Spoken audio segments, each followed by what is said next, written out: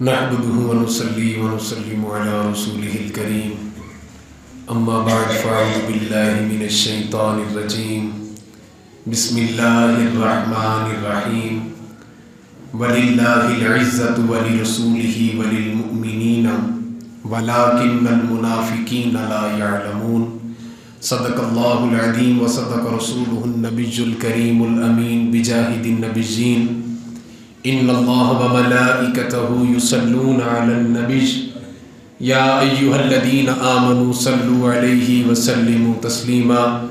अज़ीम इबादत है सलावत, ज़रा मिल के पढ़ लीजिए। अस्सलातु वस्सलामु अलैका या सय्यदी या रसूलल्लाह व अला आलिका व अस्हाबिका या सय्यदी या हबीबल्लाह। अस्सलातु वस्सलामु अलैका या सय्यदी या नबीयल्लाह व अला आलिका व अस्हाबिका या सय्यदी या खातमन नबिय्यीन। तमाम तारीफ़ व तौसीफ़ अल्लाह मजदूहुल करीम की, जो ज़ाते व बरक़ात भी है और खालिक़े कायनात भी है, जो तमाम जहानों का बनाने वाला है, जो तमाम जहानों का खालिक़ व मालिक है, वही माबूद है, वही इबादत और सजदे के लायक है।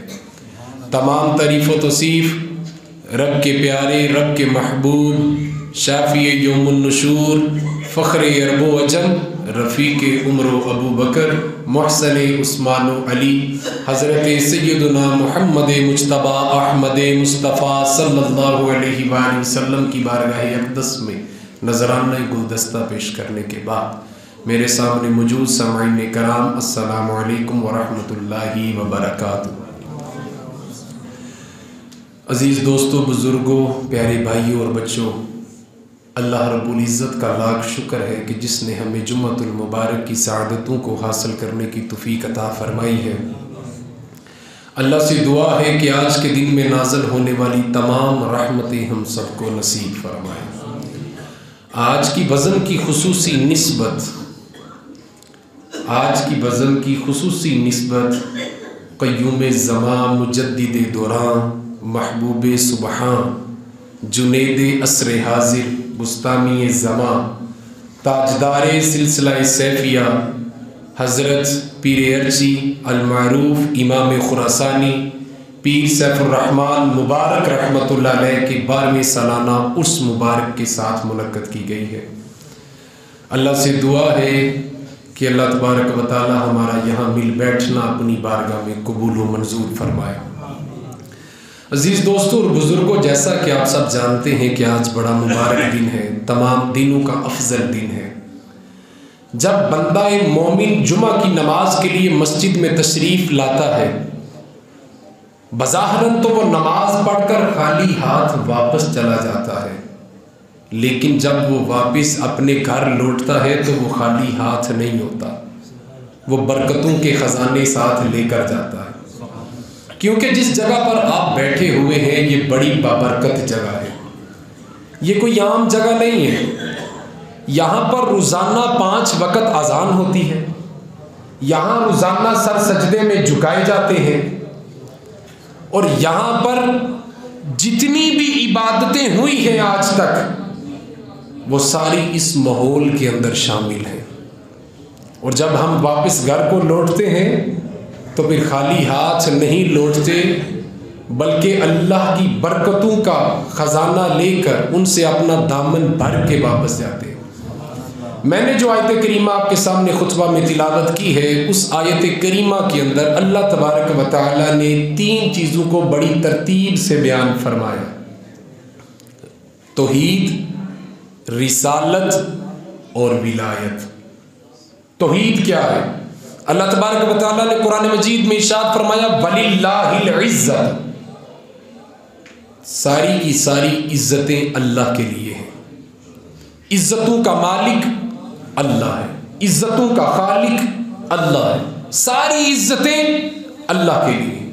हम जिस ज़मीन पर बैठे हैं, क्या ये ज़मीन इंसान ने बनाई है? नहीं। हमें तो पता नहीं कि ज़मीन किस तरह बनाते हैं। हम तो इतना भी नहीं जानते कि मिट्टी किस मटीरियल से बनती है। ये चांद, सूरज, ये हवा, ये खुराक, ये निज़ाम कुदरत जितना भी है, ये किसका बनाया हुआ? अल्लाह की अता है। हर चीज का मालिक अल्लाह है। ये तौहीद है, हर चीज का कादिर अल्लाह है और अल्लाह ही इबादत और सजदे के लायक है, उसका कोई शरीक नहीं। ये तौहीद है।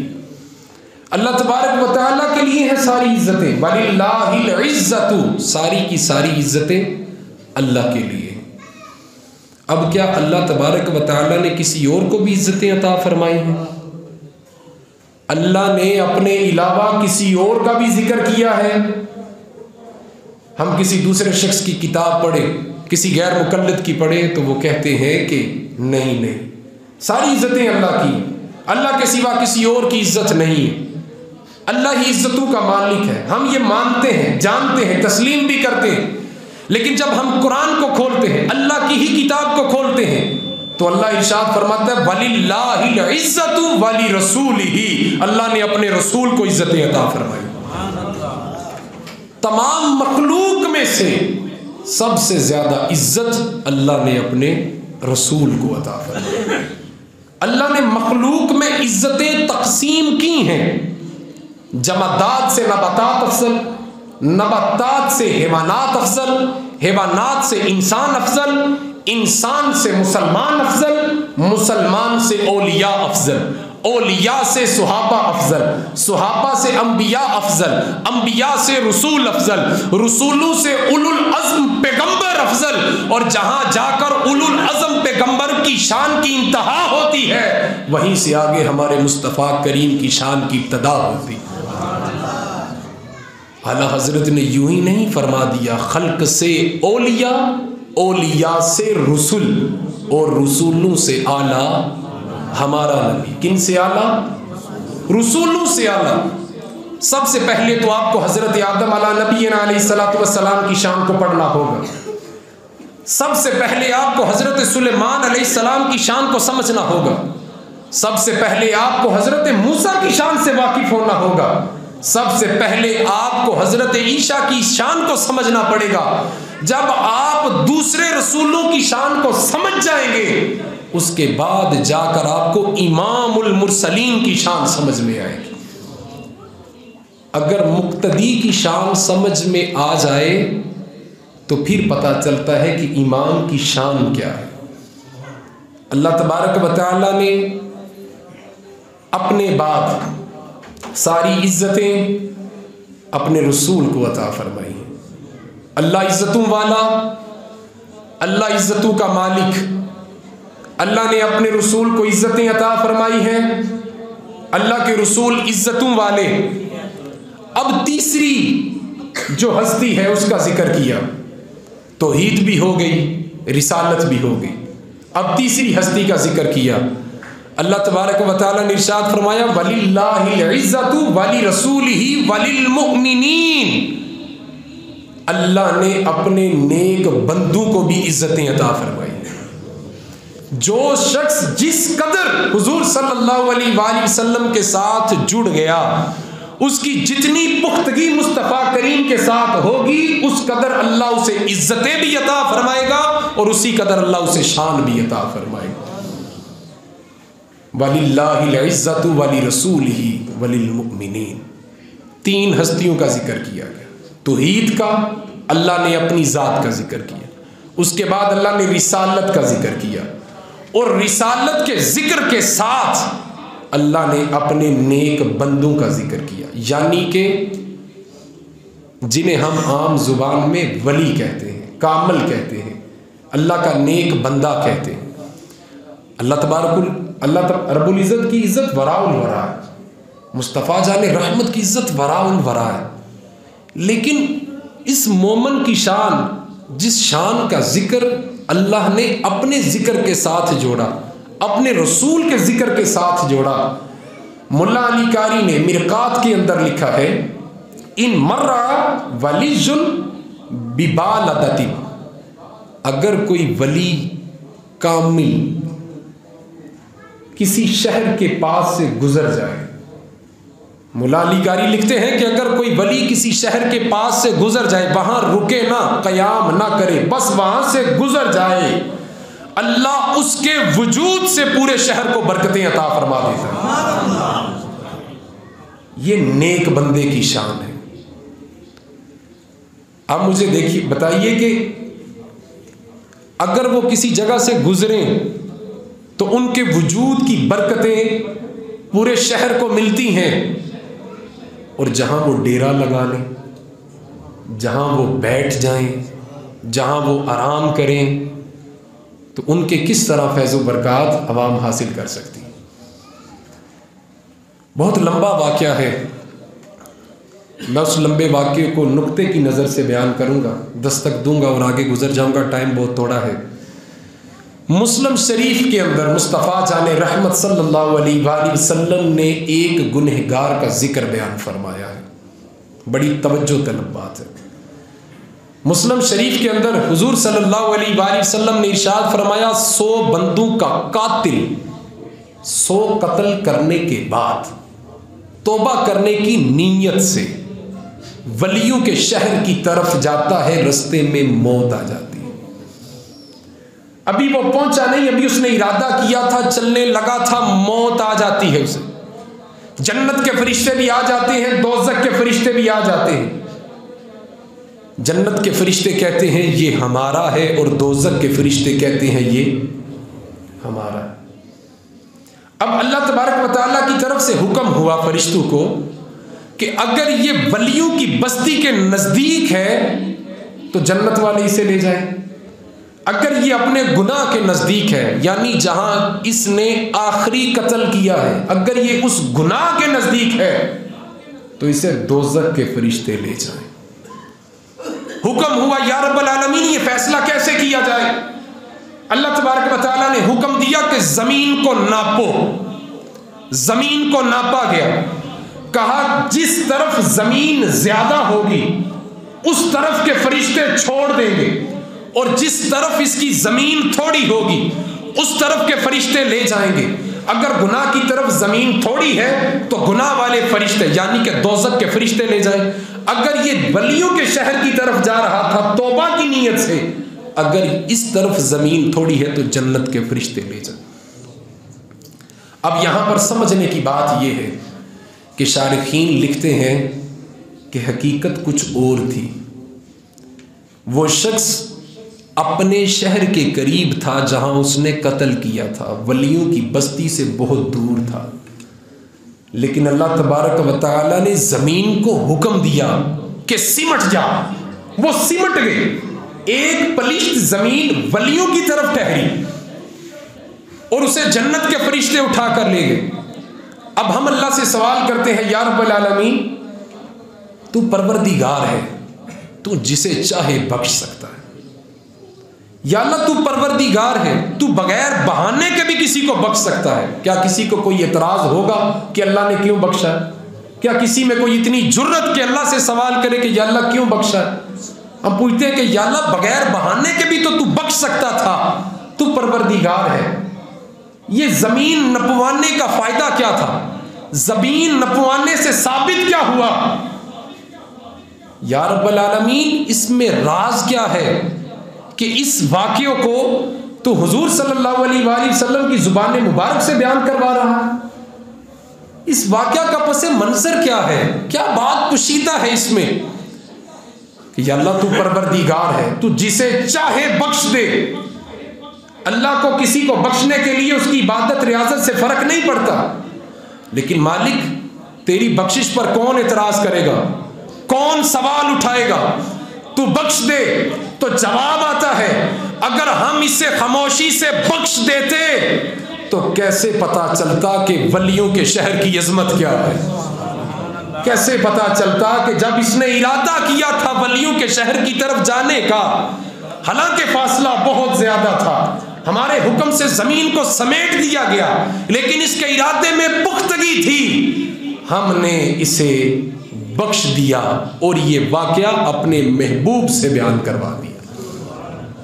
जब कोई शख्स अल्लाह से लो लगा लेता है, जब कोई शख्स अल्लाह की मोहब्बत दिल में डाल लेता है, जब कोई शख्स किसी अल्लाह वाले के साथ प्यार बना लेता है, वह गुनहगार भी क्यों ना हो, अल्लाह बहाना डाल के उसे बख्श देता है। कभी भी अल्लाह वालों को सर की आंखों से ना देखा करो, बल्कि ईमान की आंखों के साथ देखा करो। मौलाना रूम रहमतुल्लाह अलैह ने मसनवी शरीफ में लिखा है, आजकल के दौर के अंदर हम कहते हैं कि वली भी हमारी तरह के हैं, बस वो इबादत ज़्यादा करते हैं। सूफ़ी भी हमारी तरह के हैं, बस वो हमसे ज़्यादा अल्लाह से डरते हैं। वली भी हमारी तरह के ही हैं, बस वो ज़्यादा तकवा इख्तियार करते हैं। लेकिन हम इनका अदब क्यों करें? हम इनके आगे आजिज़ी क्यों करें? मौलाना रूम रहमतुल्लाह अलैह ने मसनवी शरीफ में इस हकायत को बयान फरमाया। आप सवाल करते हैं कि मुझे बताओ कि इंसान अफजल है या कपड़ा अफजल है? जवाब आता है बेशक इंसान अफजल है। सवाल होता है कि इंसान अफजल है या पत्थर अफजल है? जवाब आता है कि इंसान अफजल है। तो फिर आप हिकमत के तहत इस बात को लिखते हुए फरमाते हैं कि अगर एक कपड़े से इंसान अफजल है, पत्थर से इंसान अफजल है, तो फिर इंसान क्यों काबे पे जाके काबे के पत्थर को चूमता है? क्यों गुलाफे काबा से अकीदतों का इजहार करता है? क्यों अकीदत का इजहार करता है गुलाफे काबा से? उसकी वजह क्या है? आपने फिर इसकी तशरीह फरमाई। आप फरमाते हैं जब वो कपड़ा गुलाफे काबा न था, उसकी इज्जत न थी, जब वो गिलाफे काबा बन गया, खुदा के घर से जुड़ गया, काबे की निस्बत उसे मिल गई, उसका एहतराम हम सब पर लाजिम व वाजिब हो गया। जब तक वो पत्थर काबे की दीवार में न लगा था, उस पत्थर को वो शरफ हासिल नहीं था। जब वो पत्थर काबे की दीवार में लगा, हमने उसे चूमा, अकीदत का इजहार किया, हमने उस गुलाब को चूमा, उस गुलाब के साथ अकीदत का इजहार किया। तो आप फरमाते हैं इसी तरह जब कोई मुर्शद वली बन जाता है तो हम उसका एहतराम इसलिए करते हैं कि उसके सीने में नूरे विलायत आ जाता है।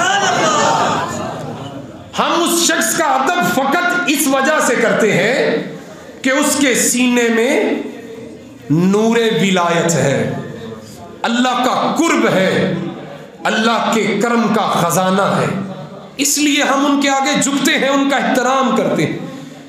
जिस तरह हम किसी नेक चीज से वाबस्ता हो जाए, कोई चीज करामत वाली चीज से वाबस्ता हो जाए, फजीलत वाली चीज से कोई चीज वाबस्ता हो जाए तो उसकी फजीलत भी बन जाती है। जैसा कि हजरत इब्राहीम अलैहिस्सलाम पर आग को ठंडा कर दिया गया। हजरत इब्राहीम अलैहिस्सलाम पर आग को ठंडा नहीं किया गया, बल्कि आग के वजूद पर जो कुछ भी था उन सब के लिए आग को ठंडा कर दिया गया। बालों के लिए, कपड़ों के लिए, हर चीज के लिए आग ठंडी होगी। आग ने एहतराम किया क्योंकि वो आपके बदन मुबारक के साथ जुड़े हुए थे। इसी तरह जब हम किसी नेक बंदे का अदब करते हैं तो फिर इस बात में शर्म महसूस नहीं करनी चाहिए, झिझकना नहीं चाहिए कि ये हमारी तरह, हालांकि असल में वो हमारी तरह हैं, बज़ाहिर दिखते भी हैं, लेकिन इसमें पोशीदगी ये है कि उनके सीने में नूरे विलायत है। तो अल्लाह तबारक व तआला ने इसी नूरे विलायत का जिक्र फरमाया है, वलिल्लाहिल इज़्ज़तु वली रसूलिही वलिल मुमिनीन। तीन चीज़ों का जिक्र, तौहीद, रिसालत और विलायत। कुरान मजीद के अंदर इसी विलायत का जिक्र किया गया। जो अल्लाह के कुर्ब के मुतलाशी हैं, जो अल्लाह के कुर्ब को पा लेते हैं, फिर अल्लाह उन्हें ख़जाने अता फरमाता है, फिर उनके लोगों में, उनके कबीले में उनकी इज्जत अल्लाह लोगों के दिलों में डालता है। अब वली के दो मानी हैं, दो अंदाज हैं वली के। अल्लाह तबारक व तआला ने खुद को भी वली फरमाया है। कुरान मजीद के अंदर अल्लाह ने इरशाद फरमाया, अल्लाहु वलियुल्लज़ीना आमनू, अल्लाह ईमान वालों का वली है। एक जगह पर अल्लाह ने ये इरशाद फरमाया कि अल्लाह ईमान वालों का वली है, और दूसरी जगह पर इरशाद फरमाया अल्लाहु ला इलाहा, और दूसरी जगह पर इरशाद फरमाया अला इन्ना औलिया अल्लाह, ये अल्लाह के बंदे अल्लाह के वली हैं और अल्लाह इनका वली है।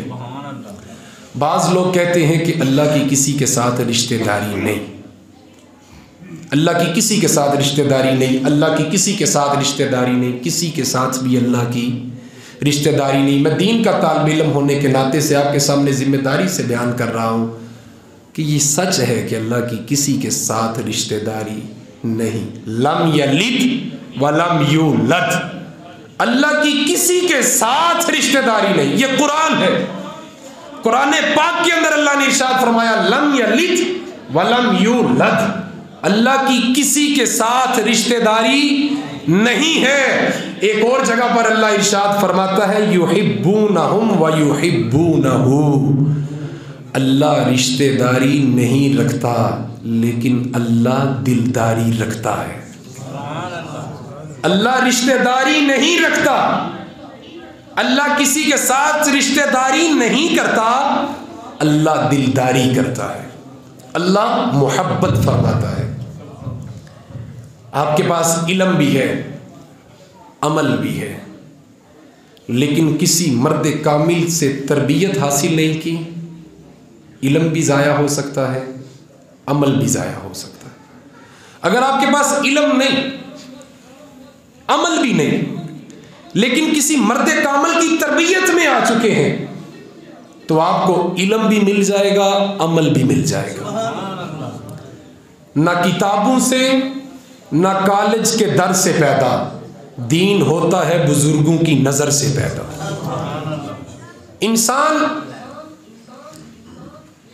इंसान को अपनी जिंदगी के अंदर सबसे ज्यादा जिस चीज की जरूरत है आज के दौर में, वो हिदायत है।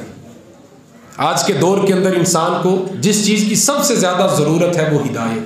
हम अल्लाह तबारक व तआला से सब कुछ मांगते हैं, दौलत मांगते हैं, औलाद मांगते हैं, कारोबार में बुलंदी मांगते हैं, सुकून वाली ज़िंदगी मांगते हैं, मांगनी भी चाहिए, अच्छा फ्यूचर मांगते हैं, बच्चों की अच्छी परवरिश मांगते हैं, दुआ करते हैं अल्लाह से कि किसी का मोहताज ना करना, मांगनी चाहिए, दुआ जायज़ है, अल्लाह ने सिखाई।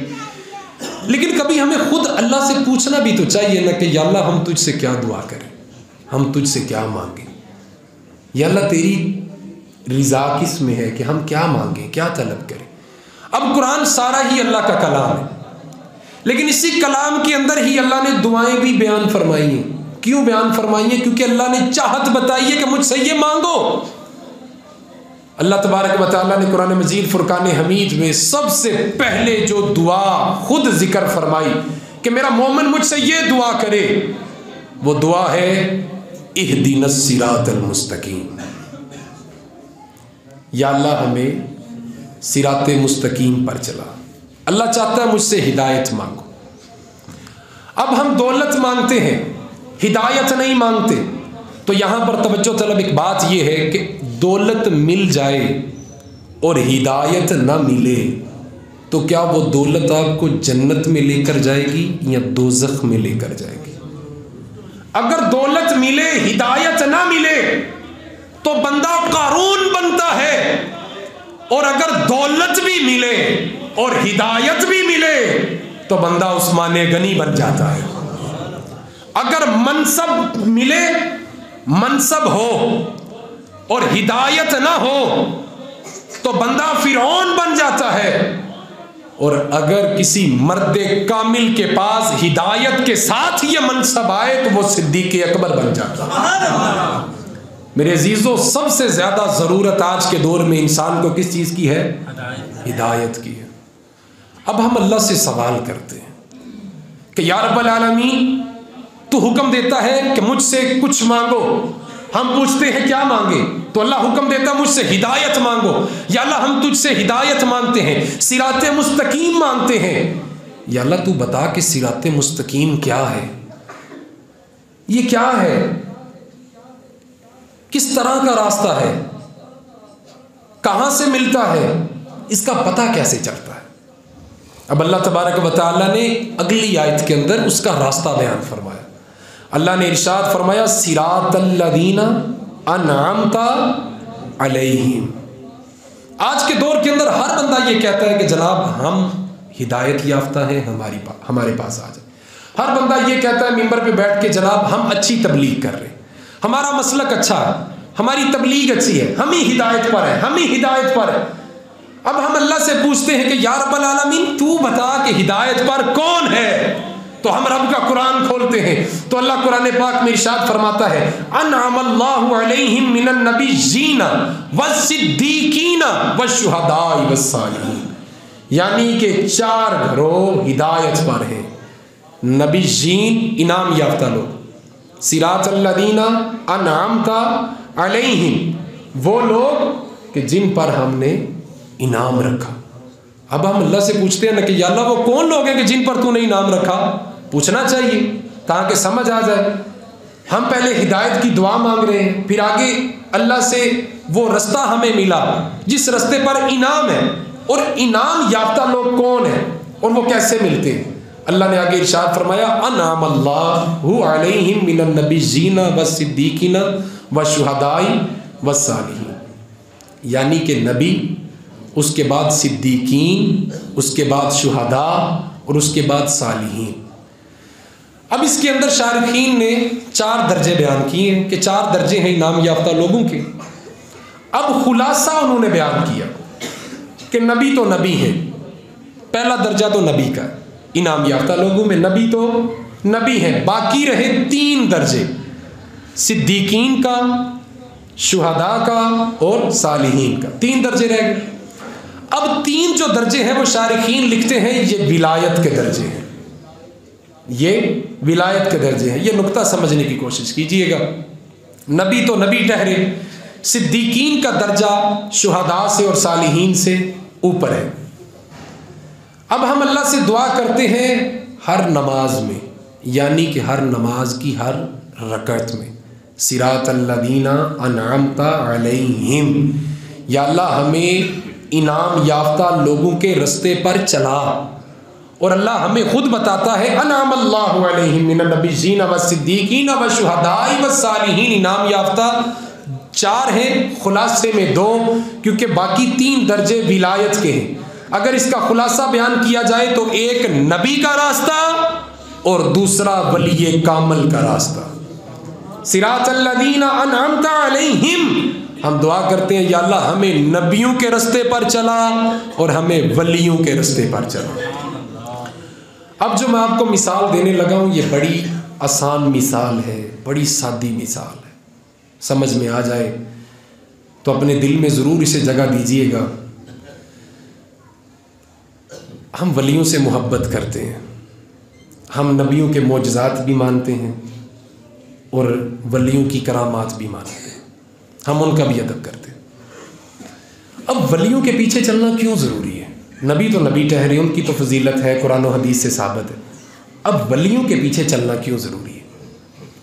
हमारे एक मोहतरम है, उनके उस्ताद सिंध के रिहायशी थे, अंदरूनी सिंध के, वो वाक़या बयान करते हैं।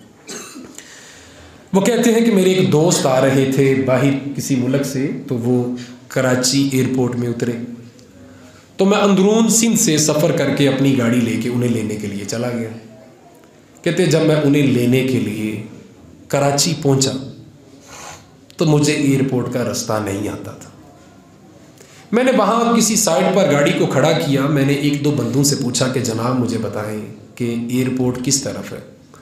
अब चूँकि कराची में दाखिल होते ही बहुत आसान रास्ता नहीं है एयरपोर्ट का, बहुत मुश्किल है क्योंकि बहुत लंबा है। ये नेट की टेक्नोलॉजी तो आ जाई, ये 2012-10 से पहले तो बिल्कुल भी नहीं थी, बहुत कम रुझान था इसका, था भी तो इस्तेमाल करना नहीं आता था। तो उन्होंने पूछा कि मुझे रास्ता बताएं, मैंने कराची एयरपोर्ट पहुंचना है क्योंकि मेरे दोस्त आ रहे हैं। तो उन्होंने बताया कि हज़रत आपने यहाँ से बिल्कुल सीधा जाना है, आप जीटी रोड पे हैं, यहाँ से जीटी रोड आगे चौक आएगा, चौक में से दाएं हो जाना है, दाएं से आप बिल्कुल सीधा जाएंगे, आगे एक चौक आएगा, चौक से आप बाएं मुड़ेंगे, फिर पुल आएगा, पुल से बाएं होंगे, फिर आगे नया जीटी रोड आएगा, वहाँ से दाएं हो जाना। हज़रत कहते हैं कि उसने मुझे इतने दाएं बाएं बताए कि मुझे ये शक था कि मैं भूल जाऊँगा। मैंने उसकी बात पे गौर नहीं किया, मैंने किसी दूसरे शख्स को रोका, मैंने उससे भी पूछा कि जनाब मुझे कराची एयरपोर्ट पर पहुंचना है, बराए मेहरबानी रहनुमाई फरमाए, बराए मेहरबानी रहनुमाई फरमाए, मुझे अपने दोस्त को लेने जाना। उन्होंने भी कुछ इसी तरह रास्ता बताया कि पहले दाएं बाएं चौक आएगा, पुल आएगा, उसे क्रॉस करेंगे, जीटी रोड, फिर नीचे, फिर ऊपर होते हुए आप पहुंच जाएंगे। तो उन्होंने कहा नहीं, मुझे अभी भी समझ नहीं आई, क्योंकि उनका ये ख्याल था कि अगर मैं इस सफ़र पर चल पड़ूंगा, अगर मैं सुनी सुनाई बातों को लेकर ये रास्ता हल्का फुल्का याद करके चल पड़ूंगा तो मैं कहीं ना कहीं तो जाता ही रहूंगा ना। अगर मैं अपनी मंजिल पर नहीं पहुंचूंगा तो कहीं ना कहीं तो पहुंच जाऊंगा। तो अगर बंदा चल रहा हो और उसका ट्रैक ठीक ना हो, उसका रास्ता सीधा ना हो, उसे रास्ते का पता ना हो, तो वो रुकता नहीं है, चलता रहता है, लेकिन मंजिल से दूर हो जाता है। समझ आ रही है बात की? उन्होंने कहा कि अगर मैं निकल जाता हूँ, मुझे समझ नहीं आएगी, मैं भटक जाता हूँ, खो जाता हूँ। कराची बहुत बड़ा शहर है, रोशनियों का शहर, बहुत बड़ा शहर, 8वें नंबर पर दुनिया के बड़े शहरों में शहर आता है कराची। तो उन्होंने कहा कि इस तरह समझ नहीं आएगी, अगर मैं खो गया तो मैं अपनी मंजिल से भटक जाऊंगा, चलता मैं रहूंगा लेकिन मंजिल से भटक जाऊंगा। कहते मैं बड़ा हैरान होके, बड़ा बेताब होके खड़ा रहा कि कोई बंदा मेरी मदद को आएगा। भलाई के ज़माने गुजरे हैं अभी ताज़े ताज़े, बड़े ताज़ा ज़माना गुजरा है जब लोग भलाई किया करते थे। तो एक शख्स ने देखा कि ये शख्स हज़रत बड़े बेताब खड़े हैं, इनको किसी मदद की ज़रूरत है। तो एक बंदे ने कार अपनी इनकी गाड़ी के साथ लगाई और कहा हज़रत कोई पेट्रोल का मसला है या कोई धक्का लगाना है या कोई और मदद चाहिए तो आप बताएं, हम आपकी मदद करें, आप अकेले तने तनहा इस सड़क पर खड़े। तो उन्होंने सारा मसला उस शख्स को बताया, उस शख्स को बयान किया। कहा कि मेरा एक दोस्त आया है कराची एयरपोर्ट पे, मैं अंदरून सिंध से सफ़र करके 300 किलोमीटर का सफ़र करके यहाँ तक पहुँचा हूँ। अब आगे मुझे एयरपोर्ट पर जाना है, मुझे रास्ता समझ नहीं आ रहा कि मैं किस रास्ते से जाऊँ। अब ज़िंदगी के अंदर आपको कोई रहनुमा मिल जाए, कोई राहबर मिल जाए तो क्या ये अल्लाह की नेमत में से नेमत नहीं है? क्या ये अल्लाह का फजल नहीं है? जब आपने उस शख्स को कहा कि मुझे एयरपोर्ट पर जाना है, मेरी रहनुमाई करें, मेरी तरफ ध्यान रखें। दुरूद शरीफ पढ़े एक मरतबा। अस्सलातु वस्सलामु अलैका या सय्यदी या रसूलल्लाह व अला आलिका व सहाबिका या सय्यदी या हबीबल्लाह। अस्सलातु वस्सलामु अलैका या सय्यदी या नबी अल्लाह व अला आलिका व सहाबिका या सय्यदी या खातमन नबीय्यीन।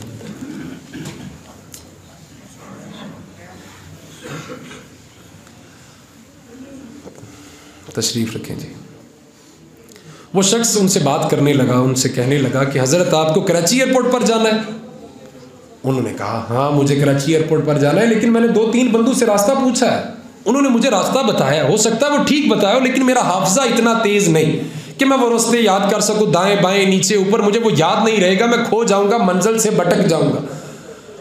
तो उस कार में बैठे शख्स ने कहा हज़रत इसमें परेशान होने वाली बात नहीं है, आप ऐसा करें, आप अपनी गाड़ी मेरी गाड़ी के पीछे लगाएं, मैं भी एयरपोर्ट ही जा रहा हूं, मैं आपको तोड़ एयरपोर्ट पर पहुंचा दूंगा।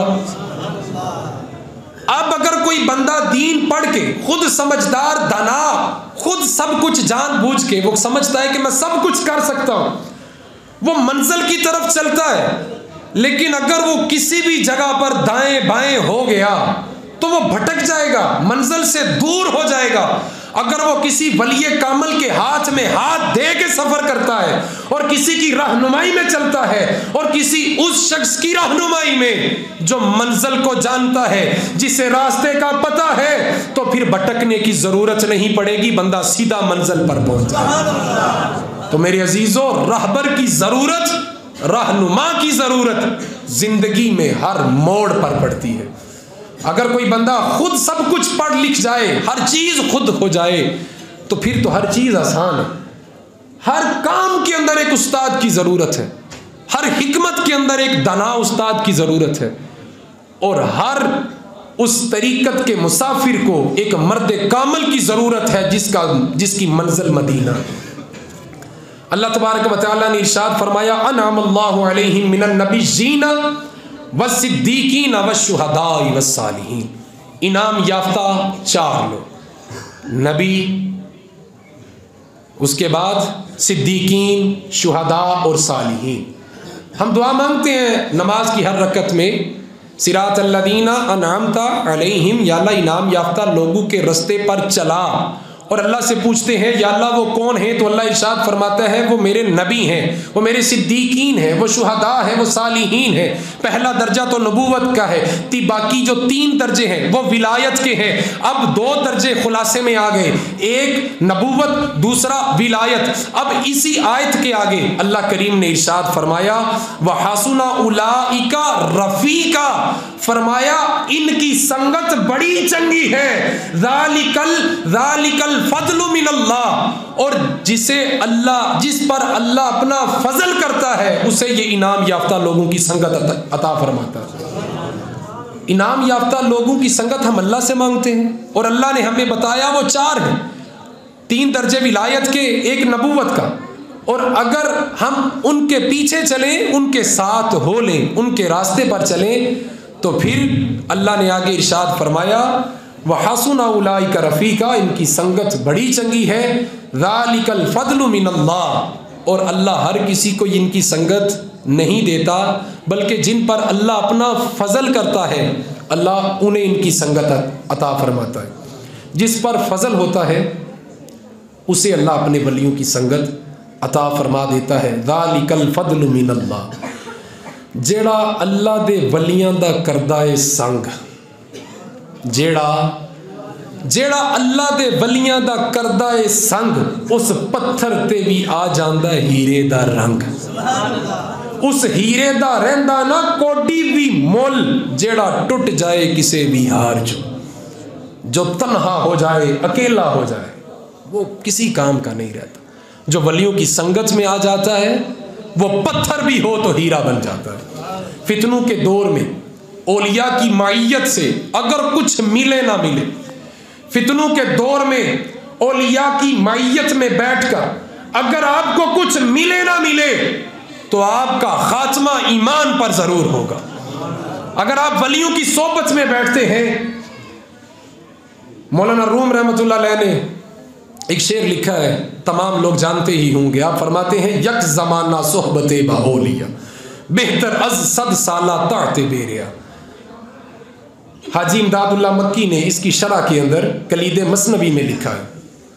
आप फरमाते हैं कि मौलाना रूम ने फरमाया है कि एक शख्स की 100 साल की इबादत और एक शख्स का एक पल वलियों की महफिल में गुजारा हुआ, वो 100 साल की इबादत से अच्छा क्यों है? उसे ज़्यादा दर्जा क्यों दिया गया?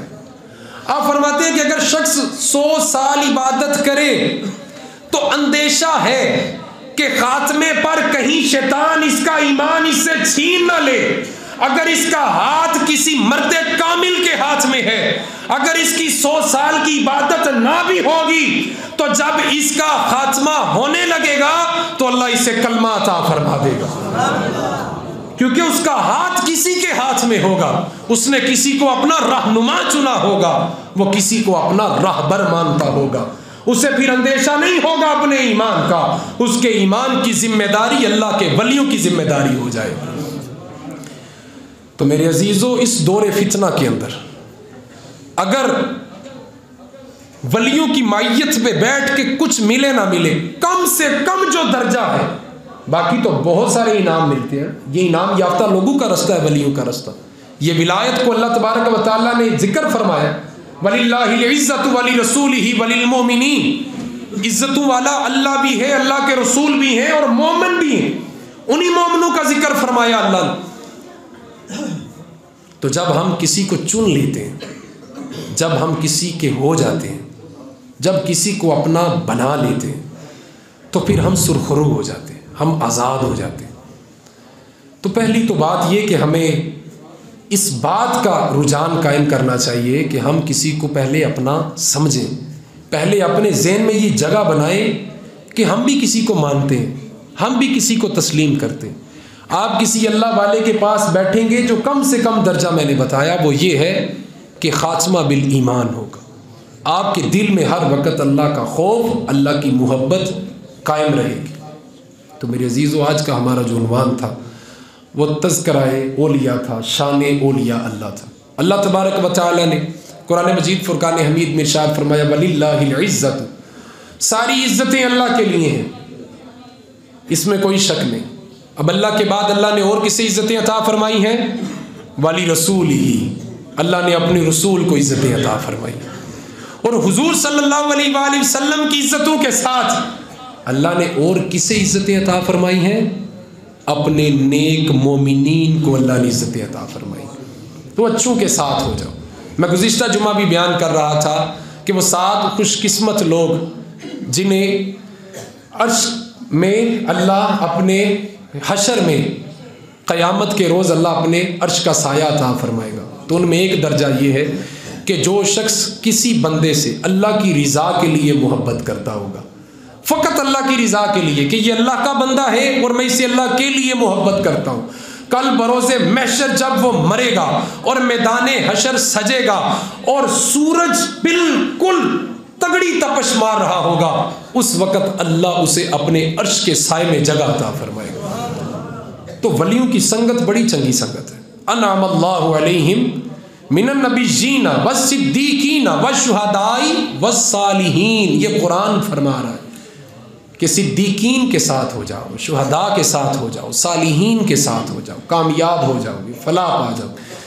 आज की हमारी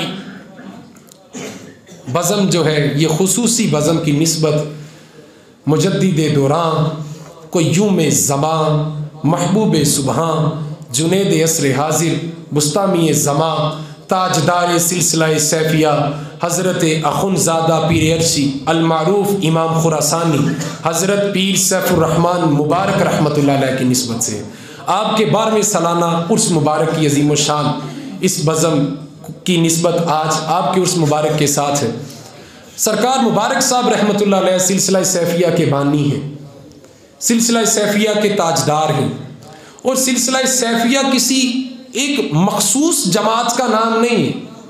ये कोई नई जमात नहीं निकली आप में से, ये कोई नई जमात नहीं आई, ये कोई नया सिलसिला नहीं है, बल्कि इसके अंदर सिलसिला नक्शबंदिया भी है, चिश्तिया भी है, कादरिया भी है और सोहरवर्दिया भी है।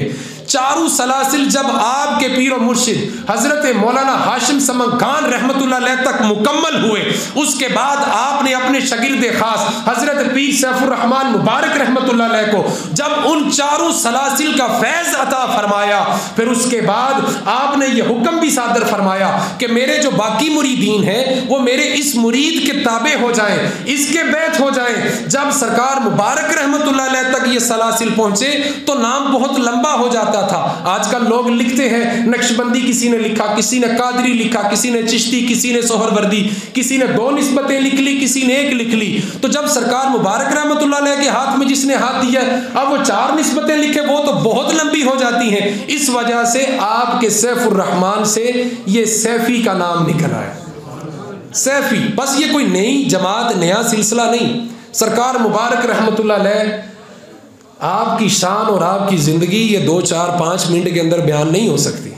आपने सारी ज़िंदगी सख्त तरीन शरीयत पर अमल किया, सख्ती के साथ, पाबंदी के साथ, खुद भी अमल किया है और अपने मुरीदों को भी अमल करवाया है। सारी ज़िंदगी आजिज़ी में गुजारी। आप जब पंजाब के अंदर आए, पाकिस्तान की निस्बत, पाकिस्तान के अंदर आपके लाखों करोड़ों मुरीद हैं। पाकिस्तान की निस्बत पेशावर, अफ़गानिस्तान और ईरान में इसकी निस्बत बहुत ज़्यादा अमीर है, यानी कि बहुत ज़्यादा फैज़ाम किया आपने। और आपने कितने लोगों के दिलों में अल्लाह की मोहब्बत डाली, कितने लोगों के दिलों के अंदर अल्लाह के ज़िक्र को ज़िंदा किया। अल्लाह की कसम मिंबरे रसूल पे बैठ के बड़ी जिम्मेदारी से कह रहा हूं, जिस किसी ने भी सरकार मुबारक रहमतुल्लाह अलैह की मायत में वक़्त गुजारा है, जिसे भी सरकार मुबारक रहमतुल्लाह अलैह की वजूद की बरकतें हासिल हुई हैं, जिस पर आप मुबारक ने अपनी एक वजत वाली, कैफियत वाली नज़र डाली है, उसकी ज़िंदगी नहीं बदली बल्कि उसका नज़ारा बदल गया। और आपने मुरीदों में कसरत नहीं की, आपने सिर्फ मुरीदों में कसरत नहीं की, आपने रसूलुल्लाह सल्लल्लाहु अलैहि वसल्लम के फैज़ को इतना आम किया कि आपने सिर्फ मुरीद नहीं बनाए बल्कि आपने इस दौरे फितना के अंदर वलिये कामल तैयार किए हैं। आपने वलिये कामल तैयार किया। आपके मुरीदों के हज़ारों आस्ताने, हज़ारों मुरीद हैं आपके। लेकिन नुक्ते की बात यह है कि आपने दीन का काम किया है, आपने हुजूर सल्लल्लाहु अलैहि वसल्लम के दीन की तबलीग की है, आपने सुन्नत को आम किया है, आपने लोगों का रुझान सुन्नत की तरफ आप लेकर आए, अहदीस की तरफ लेकर आए, सादगी की तरफ। आपने सारी ज़िंदगी अपने नाम के साथ फ़कीर लिखा, सारी ज़िंदगी आपने अपने नाम के साथ फ़कीर लिखा। आप कभी भी नजरानों से खुश नहीं हुआ करते थे, आप अपने मुरीद के तकवा से खुश हुआ करते थे, आप उसके इखलाक से जो उसका पीर भाई के साथ है, आप उसकी ज़िंदगी से कि इसके मामलात अपने घर वालों के साथ किस तरह के, बाहर वालों के साथ किस तरह के, आप उसके इस अमल से खुश हुआ करते। अगर कोई गाड़ी प्राडो लैंड क्रूज़र भी तोहफे में देता तो आप अपने किसी भी साथ बैठे मुरीद को जो हस्बे ज़रूरत होता आप उसे इनायत फरमा देते। आप फरमाया करते थे मुझे इन चीज़ों की ज़रूरत नहीं। खुदा की कसम बड़े अदब के साथ तारीख के पन्नों में आपका नाम लिखा जाएगा कि जब आप पाकिस्तान के अंदर आए, लाहौर के अंदर आप आराम फरमा रहे, लखुडेर नाम था इलाके का, जब आप उस बस्ती में आए तो उस बस्ती का नाम आपने फ़कीराबाद रख दिया कि फ़कीरों ने आबाद की। और फिर अल्लाह ने करम किया कि वो लाहौर के कितना अंदर से होके जाना पड़ता था, अल्लाह ने करम किया कि वो आपके दरबार के बाहर से रिंग रोड गुजर गई, और उसके बाद मज़ीद करम हुआ कि वो सियालकोट इंटरचेंज भी बन गया। ये बस रास्ते होते हैं, आसानियाँ होती हैं, वसीले होते हैं। अब बंदे ने खुद कोशिश करनी है। पहली बात तो मैं आपसे ये गुजारिश कर रहा था कि पहले हमने अपने आप को इस ज़ेन में लेकर आना है कि हमने किसी को मानना है।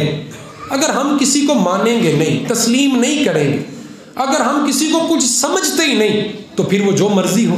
ना मानने वाले तो खुदा का भी इनकार करते हैं, हुजूर सल्लल्लाहु अलैहि वसल्लम की शान का भी इनकार करते हैं। जिस शख्स की जहाँ जहाँ भी निस्बत है, अल्लाह उनकी निस्बतों को कायम रखे। जो भी पीराने उज़्ज़ाम हुजूर सल्लल्लाहु अलैहि वसल्लम की सुन्नतों पर, अहदीस पर अमल करके तबलीग कर रहे हैं, अल्लाह सदा उनके आस्थानों को आबाद रखे। लेकिन आज की जो खुसूसी नशिस्त थी, आज की बज़म की निस्बत सरकार मुबारक रहमतुल्लाह अलैह के साथ थी। आज के दिनों के अंदर आपका 12वां सालाना अज़ीमुश्शान उर्स मुनक्कद हो रहा है आस्ताना आलिया फ़कीराबाद शरीफ के अंदर, जो मरकज़ी आस्ताना है, जो बानी है, जहाँ से सिलसिला सैफिया की इजाद है। 16 फरवरी को वहाँ पर हो रहा है। अगर किसी बंदे के पास टाइम हो तो वो जा सकता है, नहीं तो हमारे हज़रत साहब ने जो बंदे वहाँ पर नहीं पहुँच सकते उनके लिए आज की इस बज़म में यहाँ पर इह्तमाम किया है। अगला जुमा भी इसी तरह। हालांकि हमें बड़ी खुशी थी कि सरकार ने एक जुम्मा सरकार मुबारक रहमतुल्लाह अलैह की निस्बत से जोड़ा है, लेकिन जब सरकार ने मुझे ये फरमाया ना कि उन्वान भी शान औलिया पर रखना है और फिर एक जुमा नहीं मज़ीद 3-4 जुमे पूरा महीना इसी उन्वान पर बयान करना है, ताकि लोगों को समझ आ जाए कि जो विलायत के दर्जे हैं ये भी अल्लाह के अता किए हुए। अब मैंने कुरान और हदीस से आपके सामने मैंने तज़किरा औलिया बयान किया कि अल्लाह तबारक व तआला ने अपने नेक बंदों को अपने नाम के साथ नवाजा है। जहाँ पर अपना जिक्र किया, अपने रसूल का जिक्र किया, वहीं पर अच्छे साले मोमिनीन का, सिद्दीकीन का, सालिहीन का जिक्र फरमाया। बस हमें पहचानने की देर है।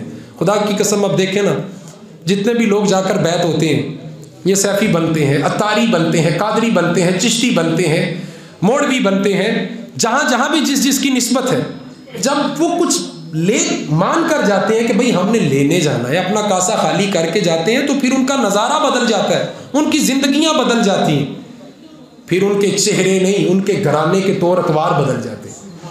वो उन्होंने सोचा होता है कि हमने ज़िंदगी में क्या करना था, क्या नहीं करना था। जब वो इस फिक्र में आ जाते हैं कि हम सूफ़ी बन गए, तो फिर वो सारे गौर फिक्र छोड़ देते, सारी दुनियावी मामलात छोड़कर बस वो अल्लाह को राज़ी करने में लग जाते हैं। ज़िंदगी के कारोबार भी हो रहे हैं। मुरीद होना कोई स्यापा नहीं है, कोई अज़ियत नहीं है, ज़िंदगी में कारोबार भी हो रहे हैं। हमारे हज़रत साहब को अल्लाह दराजात बुलंद करे, अल्लाह इनका साया हमारे ऊपर कायम और दायम रखे। दीन का बड़ा काम कर रहे हैं, हुकूमत और उलमा के अंदर एक ब्रिज के तौर पर भी काम करते हैं। हमारे हज़रत साहब को जो अल्लाह ने सबसे ज़्यादा इज़्ज़त दी है वो कारोबार से दी है, लेकिन तिजारत के अंदर रह के सूफीज़म फ़कीर बन के कारोबार कर रहे हैं तो लोग खुश होते हैं कि जनाब माशाअल्लाह। तबलीग भी इबादत है, और अगर हुजूर सल्लल्लाहु अलैहि वसल्लम की सुन्नतों पर अमल करके तिजारत की जाए ये भी इबादत है। तो कारोबार करो, लेकिन अपनी आखिरत को भी तो देखो। हलाल रोज़ी के लिए निकलो बाहर, अच्छी बात है, करना चाहिए, इसके दर्जे अल्लाह ने बयान फरमाए हैं। जितनी मुशक्क़त करोगे अल्लाह उतने गुनाह भी माफ़ करेगा। जिसके हाथ पे मुशक्क़त कर कर के छाले पड़ जाए, उसके हाथ को अल्लाह अपना महबूब बना लेता है और ईमान के कभी भी दोज़ख में उसका हाथ नहीं जलेगा। मुशक्क़त के अल्लाह ने बड़े दर्जे, बड़े फ़ायदे बयान किए, लेकिन भाई किसी के हाथ में हाथ भी तो देना चाहिए, किसी से मोहब्बत ज़रूर करनी चाहिए। अपने दिल के अंदर किसी ना किसी की मोहब्बत ज़रूर बनाए, किसी अल्लाह वाले की मोहब्बत ज़रूर बनाए जो आपके दिल को अच्छा लगता है, जो आपको अच्छा लगता है। अल्लाह से दुआ है कि अल्लाह हमें सच्चों की संगत इख्तियार करने की तौफीक अता फरमाए। अल्लाह से दुआ है अल्लाह हमें ये समझ दे कि हम किसी को तस्लीम कर लें। अल्लाह से दुआ है अल्लाह हमें सालिहीन की सोहबत, सिद्दीकीन की सोहबत, शुहदा की सोहबत और हुजूर सल्लल्लाहु अलैहि वसल्लम की सोहबत से फैज़याब करने की, फैज़याब होने की तौफीक अता फरमाए। जुम्मा के बाद ख़त्म शरीफ होगा। सरकार मुबारक रहमतुल्लाह अलैह के पोते जुम्मा पढ़ा के साहबज़ादा मुनीर साहब आएंगे, वो खुसूसी दुआ में शामिल होंगे। इसके बाद ख़त्म शरीफ की तकरीब होगी, तो तमाम हाज़रीन से इल्तमास है कि ख़त्म में ज़रूर शिरकत फरमाएँ। यक ज़माना सोहबत बा औलिया, बेहतर अज़्ज़द साला ताते बेरिया। खाने का भी बड़ा अच्छा इंतज़ाम है, तो अपनी मोहब्बत ज़रूर खाने में शामिल कीजिएगा और सारे नाज़रीन, मुंतज़िमीन, हाज़रीन ज़रूर इस बज़म में शामिल रहिएगा। जिन्हें कोई ज़रूरी काम ना हो वो कोशिश कीजिएगा कि इस बज़म का हिस्सा बने। अल्लाह से दुआ है अल्लाह हमारी हाज़िरी को कबूल फरमाए, सुन्नतें अदा फरमाए।